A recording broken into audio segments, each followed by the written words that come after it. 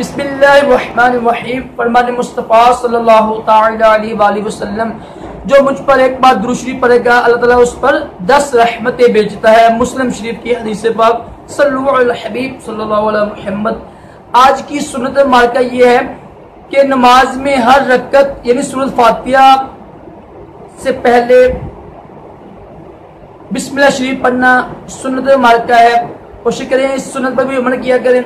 और आज के जो फर्ज अलूम में से देखिए, कल हम बात की थी गुस्ल के 3 फर्ज हैं। आज हम बात करेंगे तयम्मम की। तयम्मम के भी 3 ही फराइज हैं, गुस्ल के भी 3 ही फराइज हैं। और तयम्मम तब करते हैं जब देखिए ना कि पानी ना मिले, वो लंबे मसले हो जाएंगे। तो ये फर्ज अलूम में से है। इंशाल्लाह मैं आगे इसकी तफसीर भी बताऊंगा आपको।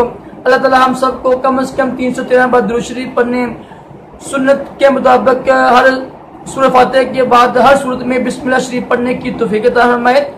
और फर्ज अलूम जो हम पर फर्ज हैं वो सीखने की भी तौफीक अता करे। राशिद अतारी ख्वाबों की तबीर लेके पेश खिदमत हूँ मैं। आज हम बात करेंगे हजरत हूद अलैहिस्सलाम को ख्वाब में देखना, इसकी ताबीर क्या है।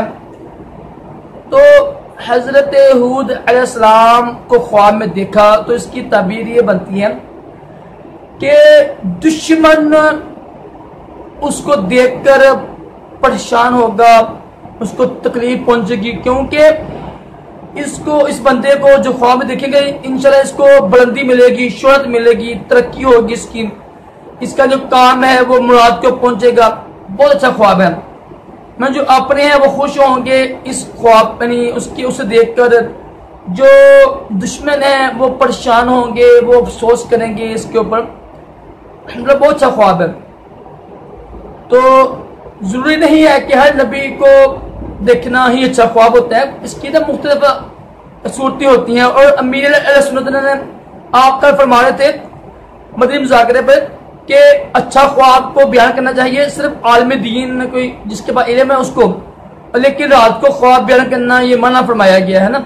अच्छा ख्वाब हो लेकिन रात को बयान मत करें, और बुरा ख्वाब तो हर हाल में बयान करना मना है। ठीक है, अल्लाह ताला हम सबको भी अच्छे अच्छे ख्वाब दिखाए और नबियों की ज़ियारत नसीब करे, अपना दीदार नसीब करे ख्वाब में, और प्यारे आका अलैहिस्सलाम का दीदार नसीब करे और दोनों जहानों की भलाइयाँ अता करे। अल्लाह हाफिज़।